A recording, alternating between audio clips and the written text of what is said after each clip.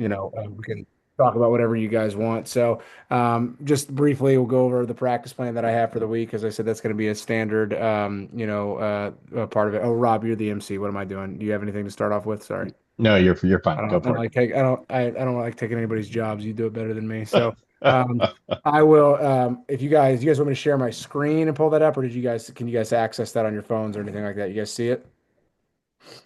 You can kind of go through it. Well, yeah, I've sent it to the group chat, but I also put it in the coaches chat I mean in the coaches classroom as well. But so this is the part of the year where, like, again, I think that there are things that the time of the year dictate of things, certain things we should work on as everybody really feels like they've implemented everything. That's when it really starts isolating the things that you need to work on the most. But the practice plan that I put together is indicative of things that we need to work on after our first tournament, but it's also stuff that I think that can be done year round and also kind of plays into yeah, I think that we struggled with the things that we struggled with because we haven't seen certain things yet. So that also ties into like, hey, this is also maybe a good time to be doing these things. So just with the weather, but then also because I want to do a lot more batting practice. We never do batting practice on the field. But with the weather and the need for the swings, we're going to move our stuff indoors. So this is a good example for an indoor practice you guys can do for some a batting practice standpoint. I want to preface this with when you guys are, I don't think anybody does this, but as you guys mentioned, as I've mentioned before in the positionals, I think like team batting practice time or that large group that time is really not a beneficial time to be talking to each kid individually about fundamentals. There might be a verbal cue. There might be something you see like real quick that you think you can point out, and I encourage that. But I would recommend not spending a ton of time on that. Guys really need to be, even at a young age, the more they can be hitting on their own, just the better they're going to get. I would say if you're going to encourage anything at all from a fundamental standpoint, number one thing is just be as athletic as possible. If they don't look like they're athletic in their swing, position them in ways that, hopefully they start moving more athletic. And one of the key indicators of that are just better balance and better bat speed. If they are getting more balance and they have more bat speed, they're probably doing some things right in their swing. And that's a good baseline to just kind of go off of. But the plan for us really was the pitching that we faced in our first term was pretty outstanding.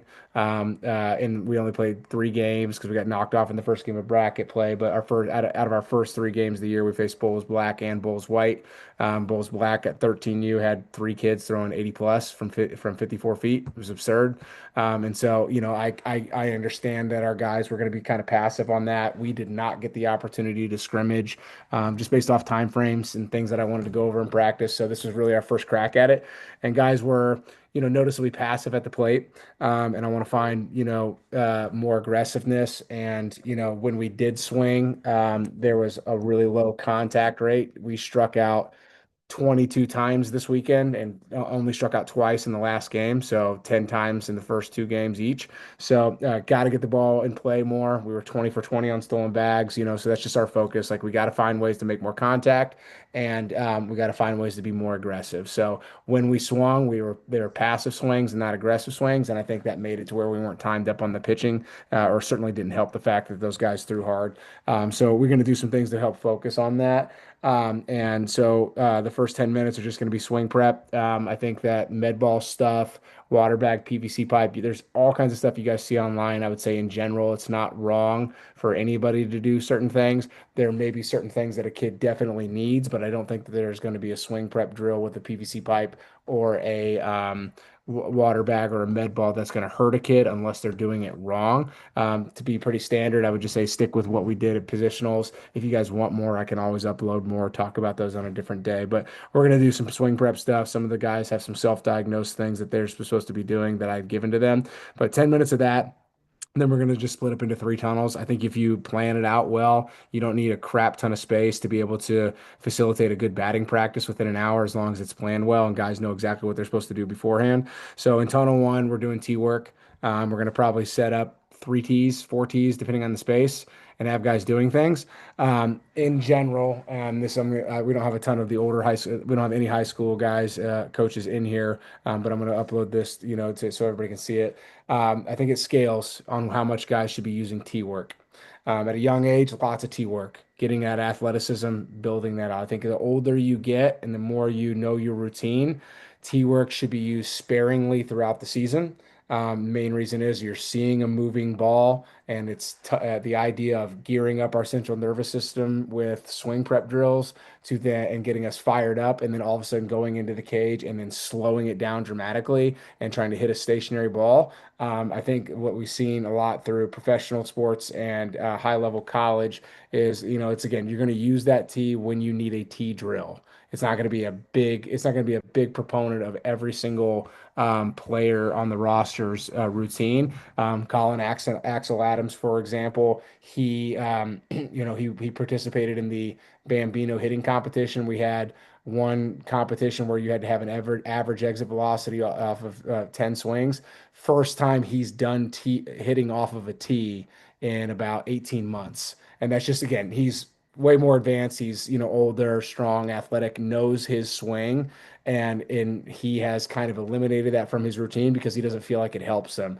Cut to, like, I've seen interviews with Shohei Ohtani talking about how he has eliminated the machine from his routine. He doesn't feel like it helps him. So not everything is built out for everybody. I would say if you have a guy that just is absolutely super struggling and with machine and is just getting beat up and cut down by it all the time, I don't think, exposure therapy to that is what's going to fix it. I think maybe that guy doesn't need T routine. Find the things that make him feel successful in the cage till he feels ready to go. So for us, we are going to do some T stuff because we're going to do some bat path things to give our guys more adjustability. They're also 13. None of those guys have a figured out swing yet, and they won't for the next 2 to 3 years until their bodies really kind of develop. So we will have those. It's going to be standard, top hand, bottom hand drills, half swings, as well as some full swings. If you guys ever want me to show you guys some of those, I can, and I can film some videos for that and get that into, the coach's classroom and whatnot. So tunnel one will be that. Tunnel two will be front toss, and tunnel three will be darts. What I mean by darts is seated overhand. I like seated overhand, especially in those short tunnels. We're trying to match a realistic angle as to what you would see in a game. And those short tunnels overhand to a young guy, it's going to be really kind of steep, and I think it's going to kind of throw them off. Seated darts, you see at all levels. It's good release point to where it kind of matches that plane that the ball is coming in, and we're trying to backspin the ball no more than 10 to 15 feet off the ground, and just get guys good barrel awareness. So that's what darts is. So we'll have a front toss one, and we'll have darts. And I've got three things that they're gonna work on. So they're gonna get 3 rounds in each cage, and they're kind of a progression. The first one is like for us, again, we were really passive. And I think the younger that we are, the wider the strike zone is. And so I like to do things where we eliminate the plate to make the guys not think about a strike zone. I think when there's no plate and there's no rules of ball or strike, it encourages more aggressiveness and has them practicing the idea of, again, swing at what you see well. I don't care if it's in the dirt. If you see it well, swing at it. Right now, our problem is we're not aggressive enough. I'd rather guys be hyper aggressive and us have to pull them in than being asking for more, because it really killed us this week and put us in some really bad counts. And there was a lot of guys that were getting one swing off in the entire AB, and it was once they had 2 strikes. So the greatest defense against the 2 strike count is to avoid one. So for us, we're going to be trying to get the ball in play. We're going to play into the pitcher's strengths, and we're going to try to get the ball in play in the first 3 pitches, which is like exactly what we ask our pitchers to do. But I want to see the opposite right now, so guys can, get the ball in play. We make 13-year-olds make mistakes. So for us right now, it's swing at all strikes, take all balls. So I will have the plate in there for that. And they basically, it's a high value round to where it's like you're going to get 10 pitches, right? But if you take the first pitch for a strike, your round's over. I'm ending your round right now. So you're going to put a lot of value in swinging at strikes, right? And for us as well, I think I'm going to briefly discuss next year at positionals. Today was kind of an eye-opening thing, and I'm going to think about this more. But next year at positionals, every year we always talk about the zone approach, 6 balls, right? And the plate being only 17 inches long. Well, that only works when the plate is 17 inches long in a game. When an umpire, which we all have it, right? And we can complain about it and we can bitch about it, or we can just accept it and adjust, which is what I want our guys to do, right? When the umpire is calling it in the other batter's box or right on that white, right? We have to swing. We have to adjust, and we can't eliminate. So like that, I think it's a good philosophy to use. And I think as guys get older, it's going to be used more. But the more we focus on that and we cut too many zones at a young age, we kind of really hurt ourselves. You know what I mean? Because there's no need for a player to throw it over the heart of the plate when, the outside part of the plate is down the middle, to be able to put it, lightly. So for us, it's swing it all strikes, take all balls, and I'll probably even add a couple inches to the inner inside part or the outside part of the plate just to get them to be more aggressive and take more shots, so to speak. So that's what we need to do. That's what our guys need right now. So I'm going to do that. So we'll have a round of that. Then we're going to do a directional round, meaning that like I'm going to give you 5 pitches and like I don't care where it's pitched, I want you to pull it. And I'm going to do 5 pitches and I don't care where it's pitched, I want you to see it to the opposite field, just so they have a good feeling and start to learn, have some confidence in barrel control. Right. Ultimately, when a ball is hit in a game, if it's hit hard, I don't care where it goes, even if it's pitched outside. If you hit it hard to the pull side, good for you. I don't really tell guys, especially in game, that it has to go the other way because it's an outside pitch every single time. I think that puts guys at a detriment. So number one job is to hit the ball hard, and so we need to make sure that we're encouraging that. So we'll have a directional round on front toss. And then I'll do an off-speed pitch mix. So for that, I'll throw a change up, slower, and I'll throw fastballs that are low and away, stuff like that. So just get guys feeling that out, but always with the idea of swing at all strikes, take all balls, and if you take a strike, you're out. And that's just based off of us trying to get our guys to be more aggressive because they weren't this weekend. So in the darts cage, same thing, another swing at all strikes, take all balls, and this is where we can start adding in breaking balls and working on that. So we'll have an off-speed round, and we'll do it with an off-speed round adjustment. So we will have throw breaking balls in there, but the first off-speed adjustment round with our darts, and you can do this drill with front toss, and I really think it's a good drill for younger age guys to do specifically. It also works for older guys. We will put a tee with a ball that's low, super low in the strike zone and away, and put the ball on the tee. And when we will throw balls on the inner half, like we'll do it front toss and we'll do it overhand, and we'll do it, we'll go, go, go, and they'll have to hit the balls on the inner half. But every once in a while, we'll fake throw and it won't come out. And they have to get that front foot down, adjust, and hit that ball off of the tee. And we're looking for that ball on the tee to be hit with a hard trajectory, hard, and hit it with a low trajectory. So it's just going to teach guys off speed adjustments and make it easier for them to make contact when that off speed pitch comes in because it's stationary.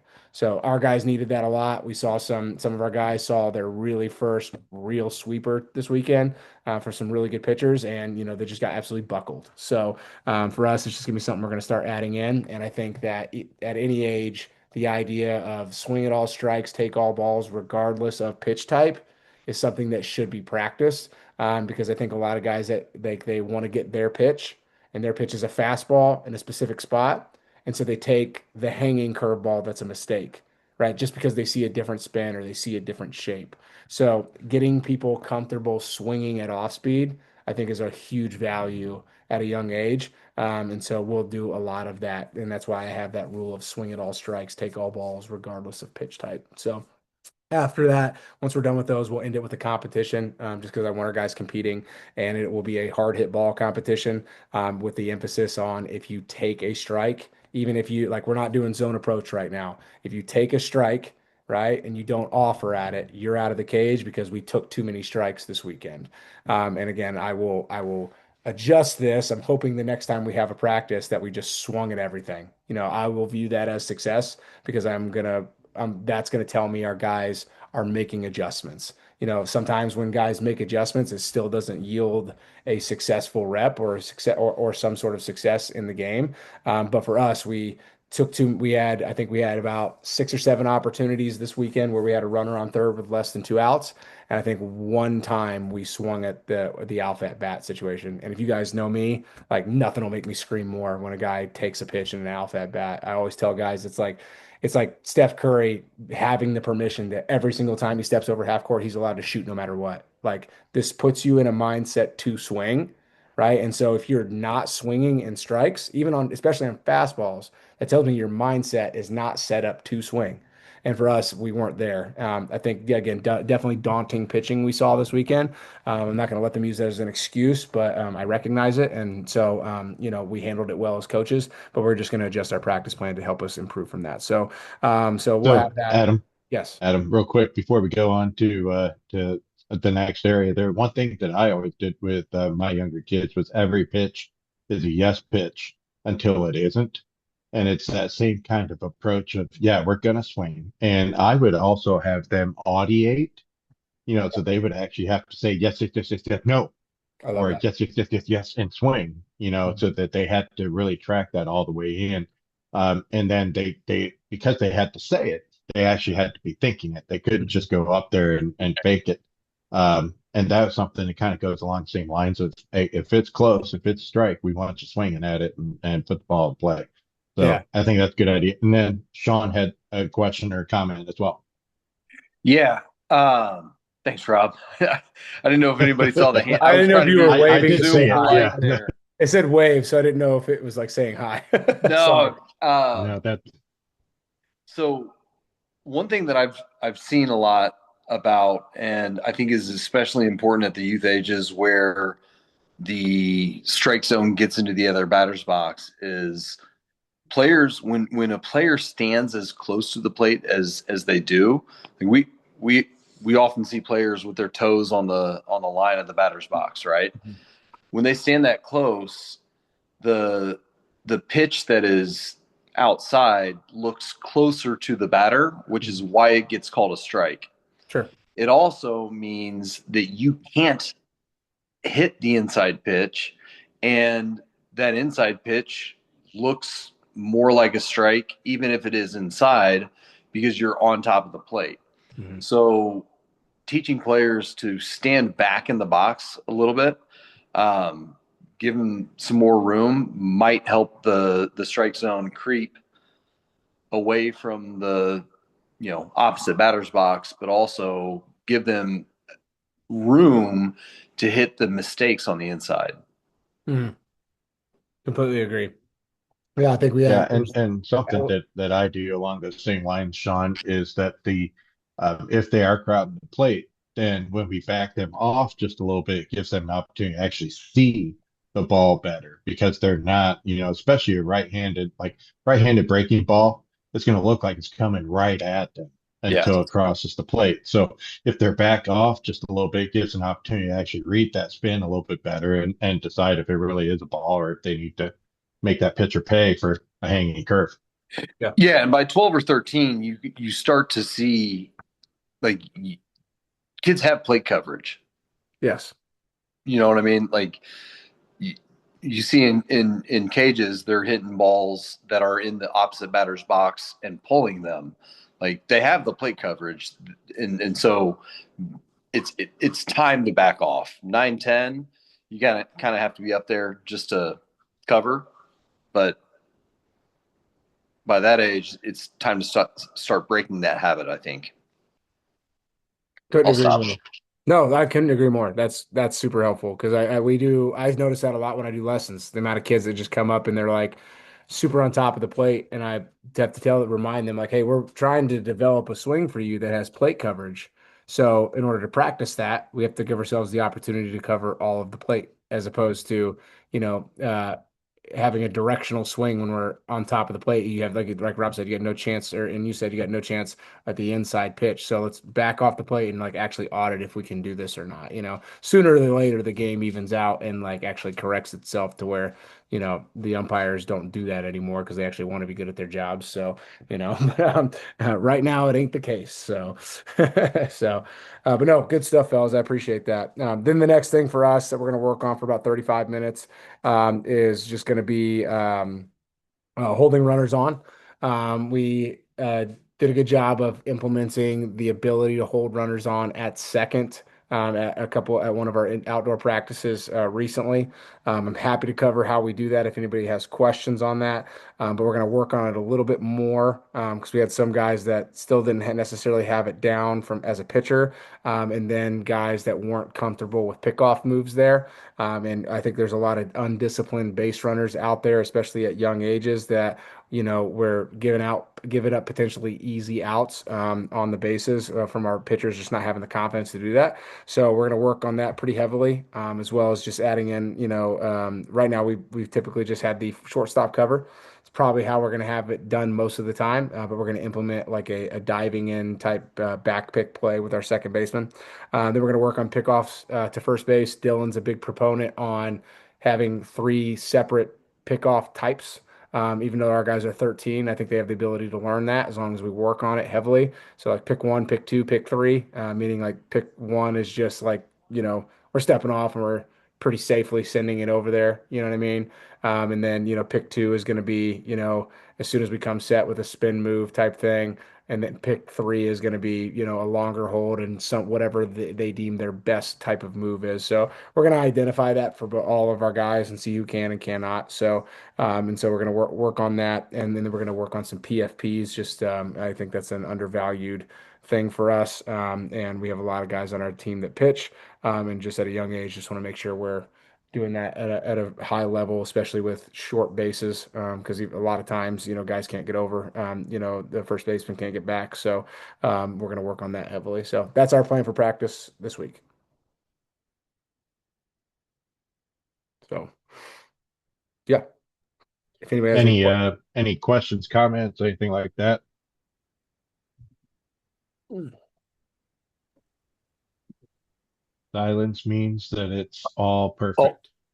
I was Yep. just Oh, going to throw this in there, Adam. Like you talked about hitting and an indoor hitting practice.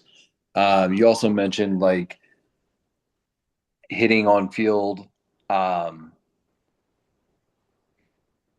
I always felt like in retrospect, I feel like I worked on hitting way too much at practice. Um, Definitely should have saved it for if I wanted to work on hitting, do it in an indoor setting so that you can get tons of reps in.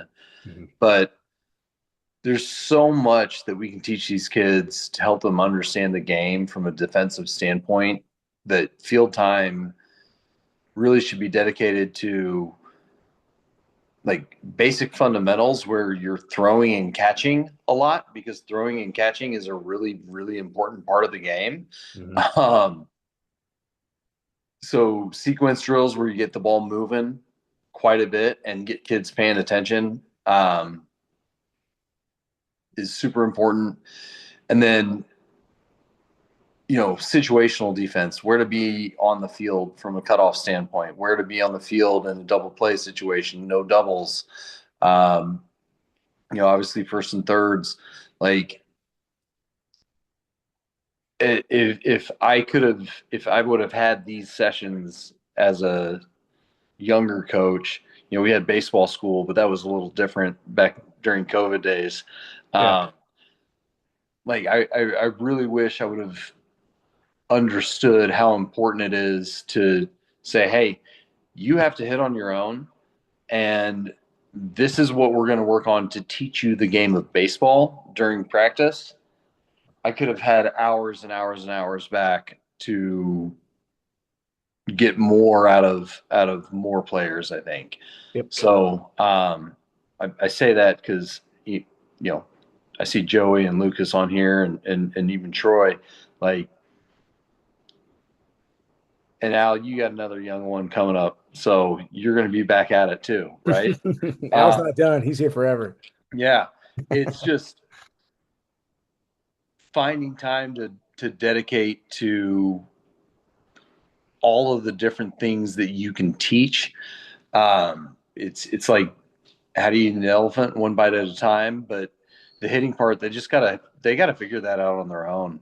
Mhm. They've got to get the reps on their own, and in order to have the most competitive team that you guys can have, keep the ball moving in practice. They don't necessarily need more ground balls. Like they're going to react to ground balls and fly balls. They need to practice throwing and catching accurately.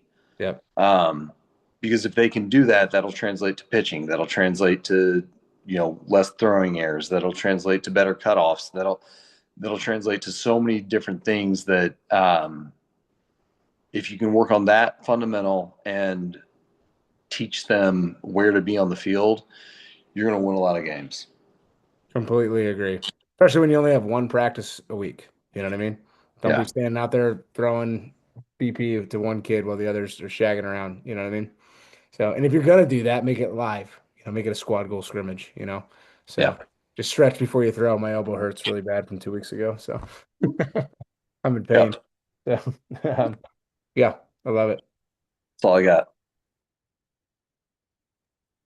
Sweet. Yeah, I think that's the biggest takeaway that from these sessions. I think is just how those little adjustments that we can make to practices, what the end all outcome is actually going to be.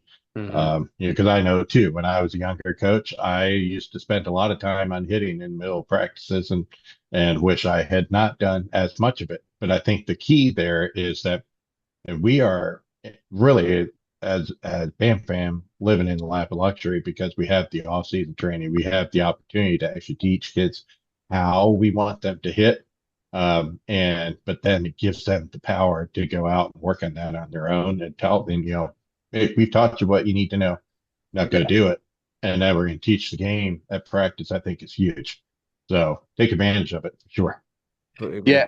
So And like with the way you only have 1 or 2 practices a week, you have a 1 2 hour or 2 hour and a half, I think is what Max's team is doing right now.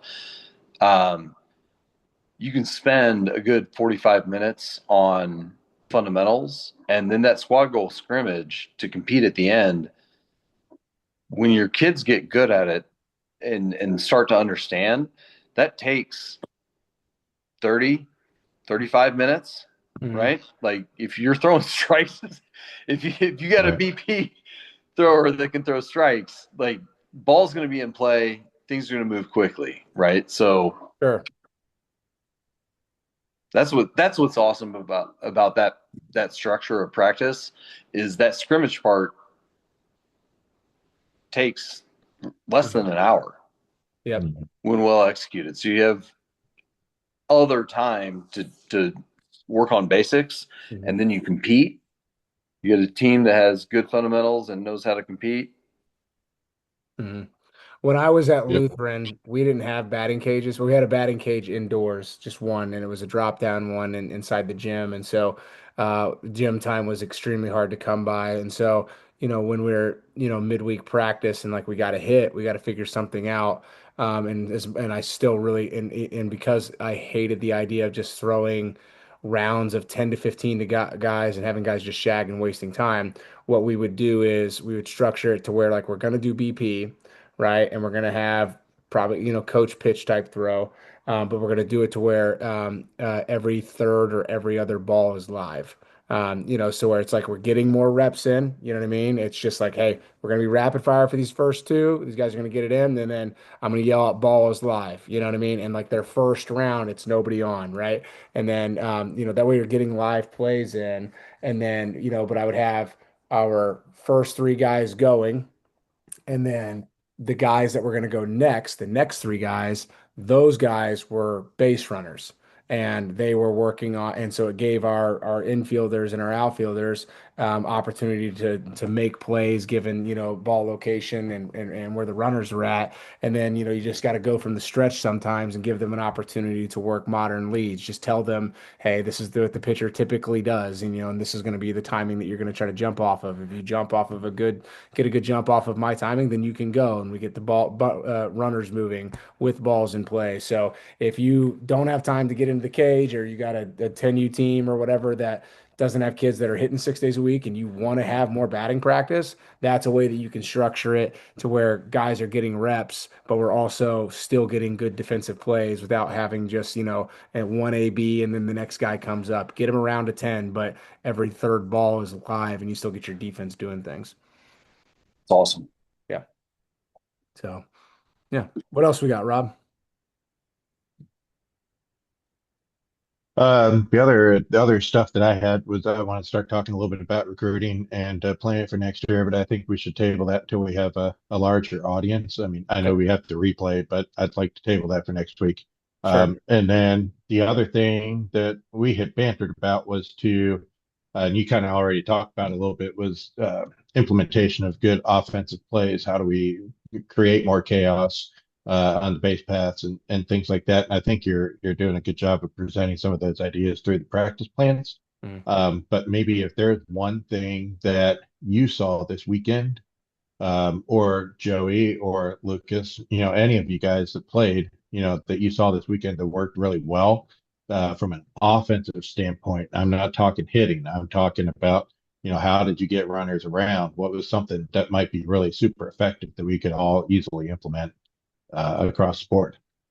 Um, for me, uh, obviously, like we have a lot to do, a lot to talk about with base running, and like we had success base running this week. We ran moderns like really well for what I didn't think we'd execute jumps as well as we did.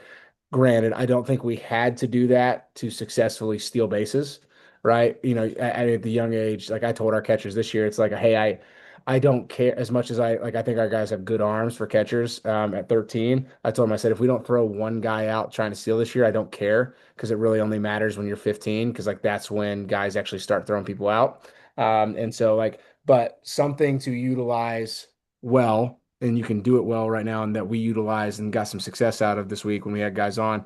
When we weren't going, implementing bluffs and in specific Mhm. counts to try to benefit our hitter is something that we've had a lot of success with. And it really helps the older you get or the more competitive and the better the pitcher that you face. So I can cut to like I can remember back when we were at Lake Point this last summer. We were playing like a Kane Southeast team, and the pitcher we had on that had on the mound was stifling us all game, and we were down 2-1. And we had a guy on second base, and the guy that was up to bat wasn't hitting very well right in that moment, but the guy on deck was. And our guy on second was able to help our batter draw a walk just by playing a little bit of chess with the pitcher. Like they knew we were a base running team. And even though we weren't going in that moment because we weren't going to try to risk the tying run with a guy that wasn't that fast and a good catcher arm, we have a bluff sign, and it's always just when I tap my hat. It's like the ABS challenge, right? If I don't have this indicator for it, but if I give them this, that tells them, hey, you're bluffing on this pitch, and what that means is it's a traditional lead, right? And you are going to when you see ball flight, not before that, because if they try to bluff before that and they do like an inside move or they pick off, like you're gonna get out, right? But we will fake steal. Like so, it's just like they act like they start running. It's like two hard steps. They turn their chest and they put their head down and they hit the brakes immediately and start getting back. Right. As soon as they do that, like as soon as the guy's on ball is getting ready to release the ball, like everybody yells runner. Right. The pitcher hears runner. They speed up. Sometimes lose command. And the best part, I do this all the time. Like if we have a full count and there's a runner on first, 99% of the time we're stealing on that pitch, even if there's less than two outs, because I want movement, right? And I'm going to risk the idea that the guy swings through it and they actually throw somebody out for a double play. It doesn't happen that often at a young age, so I'm going to willing to risk it. But when we're not risking it, right? Even if I'm at first base, if I don't want the guy to go, we'll bluff it and I'll yell runner as the first base coach because I'm trying to get the catcher to not stick the pitch, right? And so for us, Mhm. when we couldn't risk on the base paths, like we were down pretty quickly against Bulls Black and Bulls White, and we were with some pretty big leads, and we had to be more passive.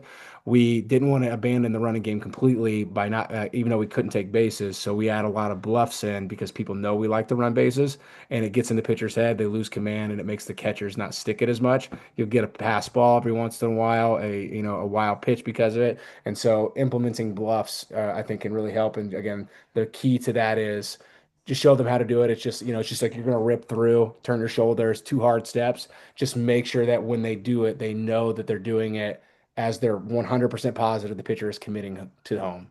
If they're doing it on second and they do it on during an inside move, they're probably out. But can really help, help your hitter get into hitter's counts or draw a walk.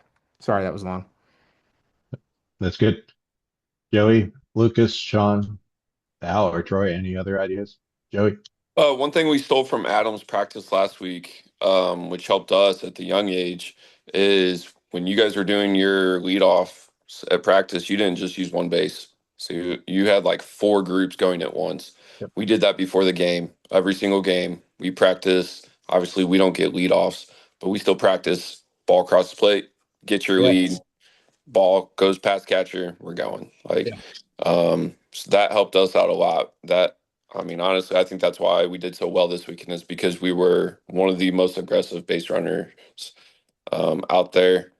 Another thing that we also did that I didn't see any other 9U teams doing is signs. it messed with those other teams so Yeah. much when they Mhm. saw all my kids every play. I was giving them signs. 90% of the time they weren't even stealing, Yep. but Right. they were it was tripping them out. And then same with bunts. We were the only team in the tournament that were initiating small ball and laying down bunts and moving runners, and they just didn't. They had no idea how to cover it, and Yep. so at You a want to young talk? age, like Yeah. it these kids they can pick up on a lot. So Yeah. definitely gonna keep doing that with the signs and everything with them. Yeah. You want to talk about methods to recruiting? It's organization and your warm up, small Sure. ball, doing things differently than other teams. Like you cannot win and people can be attracted to that. Like we got our heads kicked in this weekend pretty bad for 2 games. And we still luckily got some, I've gotten some calls or some people reaching out about our group, just from the way we present ourselves or the way that we talk and, like the way we organize and, those types of things are great. So like you do base, like there's nobody, no other 90 teams are going to line their gloves up on the line and then have a throwing routine and then everybody get on the line. We're going to run through some base running drills with 4 bags. Like people see that. And I think that that's we'll talk recruiting down the road, a different day, but it's recruiting at 98% of recruiting to me is advertising and making people want to be with you. So, and I think Absolutely. that's the first step. I love that. Good job, Joey. Hmm. Yeah. Any other topics? Any other questions? Anything like that for tonight? Here for whatever you guys need.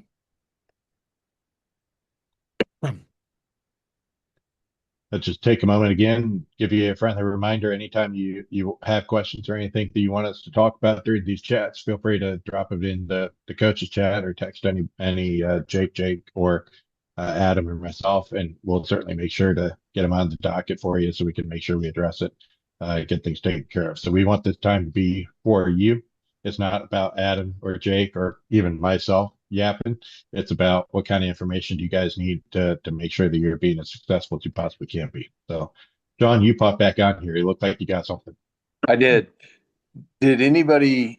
I don't know if anybody saw. I texted Adam about this earlier, but Braylon Story, who played with us at younger age groups, and he was here last year too, I think. Yeah, he was here with us for about 4 years, left for 2, and then came back for 2.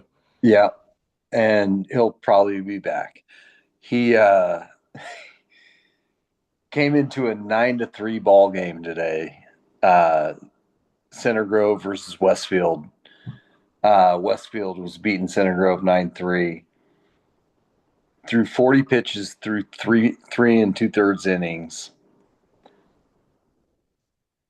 Allowed 1 run, and then in the bottom of the 7th, when Center Grove started the inning down 10-5, Center Grove went double, walk, walk, walk. Story comes up. It's now a 10-6 game and goes 402 to barely left center, 100 miles an hour off the bat. Yeah, Wow. or grand slam to tie Grand it. Wow. slam. The game was played at Kaufman Field down in Bloomington. And then Center Grove ended up winning the game in a walk-off walk. No Westfield kidding. just apparently ran out of kids who could throw strikes, man. Um, Hell of a game, but like watching that kid, I've known him since we started the program. He was 10U, we were 9U, and seeing that kid do that, pretty amazing, man. Amazing. Always be rooting for that guy. Yeah. So if you didn't know, now you know. Go on Twitter, check it out. It's pretty cool. You're gonna see Braylon Story playing baseball for a long time. I think he's pretty good. Yeah. Pretty good. And I think that's also cool and a testament to what we're building here at BAM too. But we get happy when we see kids that used to play for us. They go off, they do something else. They still do a great job. Hey, they're Yeah. using the education. Mm. They're having success because of the foundation that we laid, and that's huge. So I think is really cool. Yeah. Absolutely. Good. Okay. Well, on that note, that's going to be our good news for tonight. And I'm going to go ahead and wrap up and go from there. We'll be back together next week and hope you guys have a great week then. Thanks for coming in. Thanks, guys. See ya. Cool. Thank Appreciate you you. guys. See ya. See you guys.